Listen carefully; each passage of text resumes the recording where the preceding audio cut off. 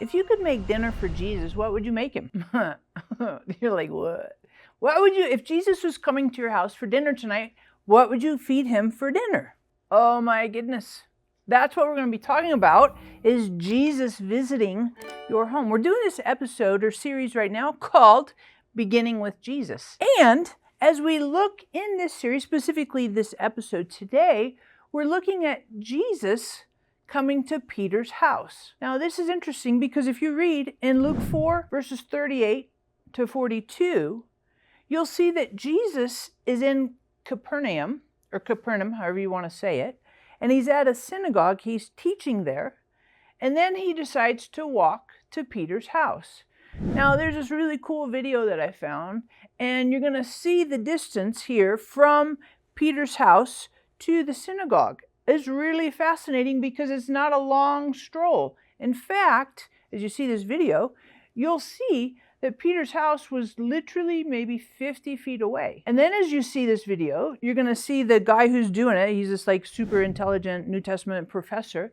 He's talking about what Peter's house looked like, kind of the simplicity of it. It wasn't very sophisticated. It's not anything like we think with houses today, but Jesus came to Peter's house. And I think if Jesus came to my house, and this was the very first time that I met Jesus, you know, if I didn't know really who he was or any of his background, just some dude that was talking at the synagogue and he popped up, or at church, he just pops up at my house, you know, I'd be like, curious. What would you feel like if Jesus came to your house and you didn't know any of his background? What if he knocked on your door and said, hey, you know, I'd love to come in and just get a couple bites to eat, and is anybody sick here? I bring that to your attention because when Jesus came to Peter's house, it's interesting to read in these verses, Luke 4, verses 38 to 42. It's interesting to note that when Jesus landed, Peter's mother-in-law was sick. She had a fever, which implies that Peter's mother-in-law lived with Peter. And then, of course, you're not going to have a mother-in-law unless you're married. So Peter was married. So we don't read in the Bible that Peter was married. And this is the only time we read about his mother-in-law. Jesus shows up. This is the very first time that we know of that Peter meets Jesus. The very beginning. That's what this series is all about, beginning with Jesus. Jesus shows up to his house. His mother-in-law has a fever. Jesus lays his hands on her and heals her instantly so that she gets up and begins to serve Jesus, Peter, whatever. I'm like, if Jesus showed up at your house the very beginning and did some supernatural sign, some healing, some miraculous wonder, you'd probably have your eyes wide open and be like, what's going on here? Furthermore, as you keep reading, it says that a lot of sick people from the whole region heard that Jesus was there, and they came. So the blind people came, the people that had diseases, the lepers, they came, and Jesus healed them all. It was a huge crowd. So if you can imagine, kind of referencing back to that video, imagine that Jesus is at Peter's house, which is just kind of a bare minimum stripped down house, and then this massive crowd comes and circles around, and Jesus heals Peter's mother-in-law. For some of us, you know, if Jesus healed our mother-in-law, we'd be like, oh, that's bad. I don't necessarily want my mother-in-law in my house, and then she feels good because, you know, sometimes that mother-in-law thing can be a little challenging, sort of.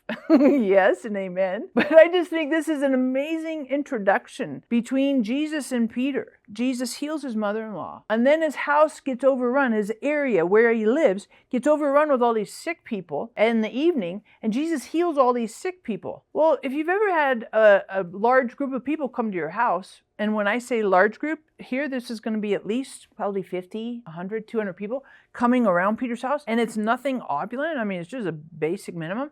Then these people like overrun his house, they kind of overflow it, and the house becomes messed up because of this huge crowd. A lot of them are sick, so maybe they start leaving their canes and all of their, beds and all this stuff around.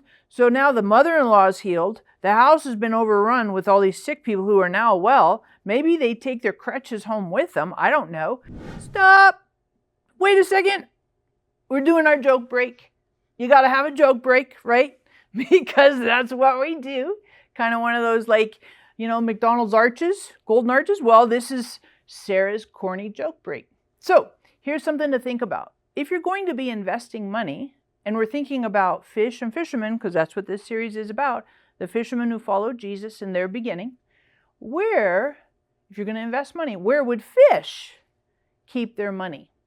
Right? Where would fish keep their money? The fish would keep their money in a riverbank. It is so stupid. This might be the penultimate worst joke of the entire series.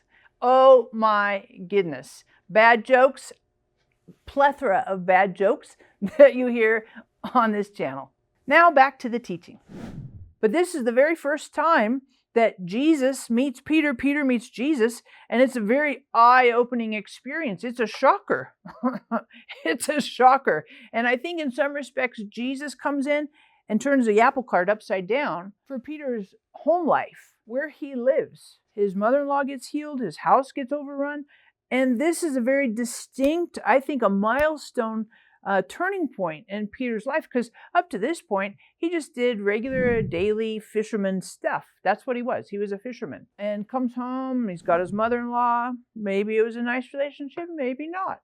But his whole home life gets kind of turned inside out, upside down, when Jesus shows up at his house. And so I think it's interesting to consider, because a lot of times when we think about Peter, we don't appreciate what was the beginning of his relationship with Jesus. What was the introduction? And this is the introduction. Jesus comes in and kind of turns everything upside down, inside out.